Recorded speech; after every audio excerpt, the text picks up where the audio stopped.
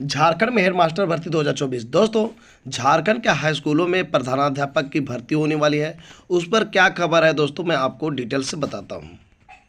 तो दोस्तों, आप देखिए झारखंड में क्या दयनीय स्थिति है। जहां झारखंड के मुख्यमंत्री एक और मैया योजना में टाइम बिता रही है, वहां दूसरी ओर स्कूलों में शिक्षकों की भर्ती नहीं कर पा रही है या फिर ध्यान नहीं दे रही। तो देख सकते हैं दोस्तों क्या स्थिति है। राज्य गठन के बाद एक बार हुई प्रधानाध्यापक की नियुक्ति, यानी कि अभी राज्य को बने हुए 24 साल हो गया, लेकिन मात्र एक बार ही प्रधानाध्यापक की भर्ती हुई है। यानी लगभग विद्यालयों में प्रधानाध्यापक की कमी है, यानी बिना हेडमास्टर से विद्यालय चल रहा है दोस्तों।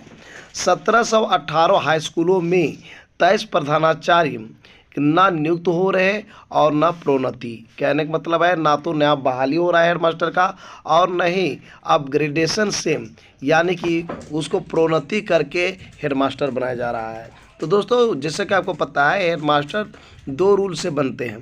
पहला कि उसको डायरेक्ट कंपटीशन के आधार पर हेडमास्टर बनाया जाता है। दूसरा क्या है, जो पहले के टीचर होते हैं उसको क्या किया जाता है, प्रोन्नति करके यानी कि उसको अपग्रेडेशन करके जो है बना दिया जाता है हेडमास्टर। तो दोनों ही चीज़ें नहीं हो रही है, जिसके कारण हेडमास्टर का अधिकांश विद्यालयों में कमी नज़र आ रही है, बहाली नहीं हो रही है दोस्तों, यानी सीट खाली है। झारखंड में 1718 हाई स्कूलों में से मात्र 23 में अस्थायी प्रधानाध्यापक है। यानी 1718 हाई स्कूल है, उसमें मात्र 23 ही है स्कूल जहां पर प्रधानाध्यापक है यानी कि हेडमास्टर है। बाद बाकी सब खाली है दोस्तों। ऐसा इसलिए क्योंकि न तो प्रधानाध्यापक की नियुक्ति हो रही है और न ही शिक्षकों को प्रधानाध्यापक के पद पर प्रोन्नति मिल रही है।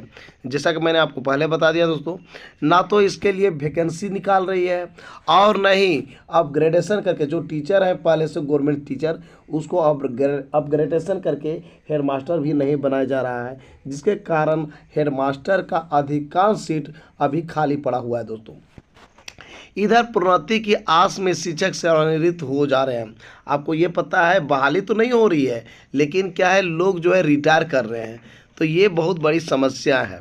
हाई स्कूलों में प्रधानाध्यापक नियुक्ति के लिए नियमावली में सीधी नियुक्ति व प्रोन्नति दोनों का ही प्रावधान है। यहाँ पर लिख रहा है दोस्तों सीधी नियुक्ति।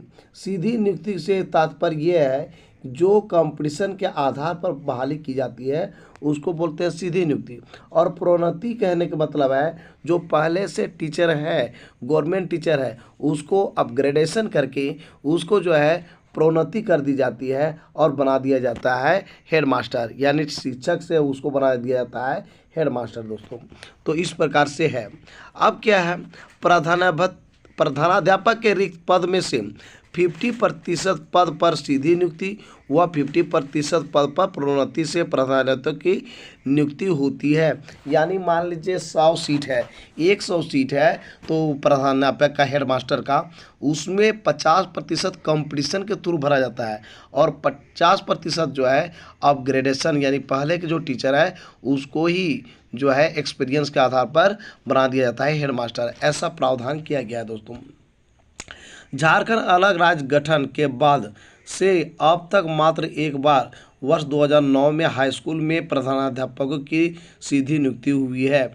आपको जैसा पता है दोस्तों, झारखंड बने हुए 24 साल हो गया, मात्र एक ही बार हेडमास्टर की बहाली हुई है 2009 में और सीधी नियुक्ति है हुई है यानी कंपटीशन के माध्यम से हुआ है दोस्तों। नियुक्ति हुई है, इसमें से आधे से अधिक प्रधानाध्यापक सेवानिवृत्त हो चुके हैं। यानी कि जो नियुक्ति तो हुई, बहाली तो हुआ है हेडमास्टर का, लेकिन उसमें आधा से अधिक जो है वो आपका रिटायर हो चुके हैं। ठीक है, उसकी उम्र सीमा पार हो जाने के कारण रिटायर कर चुके हैं। तो देख सकते हैं रांची जिले के 139 हाई स्कूलों में मात्र 4 में अस्थायी प्रधानाध्यापक।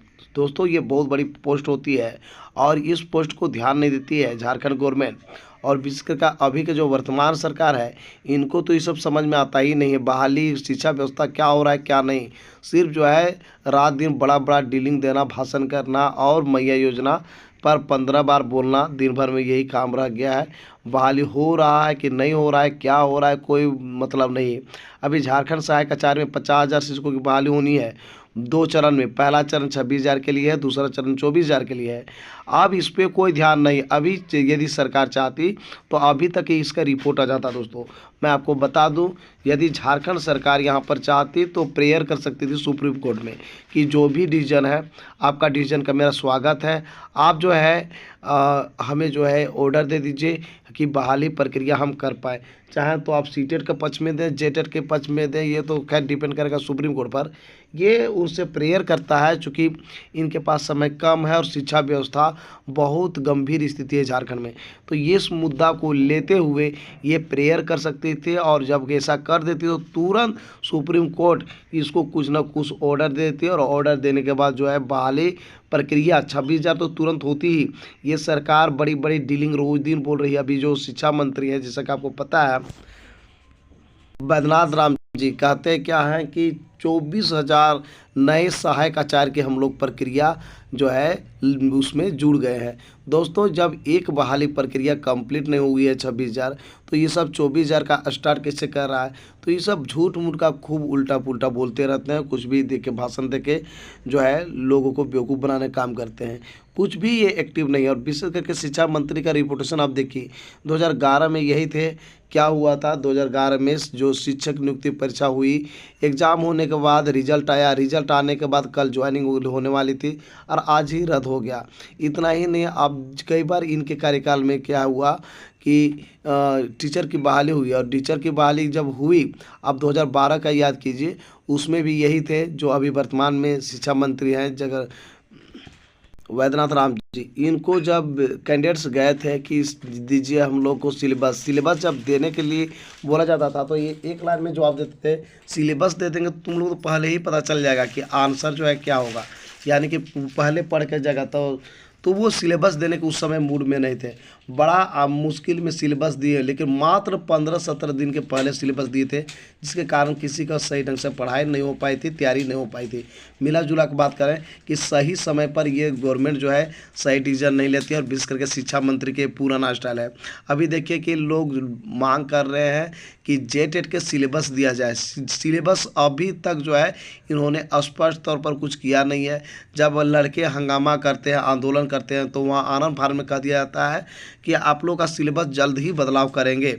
अब बदलाव क्या किया जाएगा? फिर ऐसा ना हो कि 2012 में जो हाई स्कूल शिक्षक नियुक्ति आई थी उसी प्रकार से सिलेबस मात्र 15-17 दिन पहले यदि दे दिया जाए तो कुछ तैयारी नहीं होगा, क्योंकि सिलेबस इतना लंबा चौड़ाई सब IAS से भी बढ़कर सिलेबस तैयार करके रख देता है, और लास्ट में एक थोप देता है, और फटाफट के अंदाज में ये सब जो है एग्ज़ाम ले लेता है। बाद बाकी तैयारी हुआ है कि नहीं हुआ है कोई मतलब नहीं। और उसमें भी सबसे बड़ी बात, बहुत टफ क्वेश्चन दिया जाता है, और टफ क्वेश्चन देने के बावजूद भी सबसे मज़ा तो तब आता है कि उतने टफ देने के बावजूद भी इस सब का परसेंटेज 97 और 98% कट ऑफ चल जाता है। ये बहुत सोचने वाली बात है, कहाँ कहाँ से नंबर आते हैं, सोचने वाली बात है। जैसे आप PGT में आप देखे होंगे, इतना टफ प्रश्न दिया गया था जिससे लोग कह रहा था कि 50% लाना मुश्किल होगा, लेकिन कट ऑफ कितना गया ज्योग्राफी हम देख सकते हैं, 300 में 297 नंबर।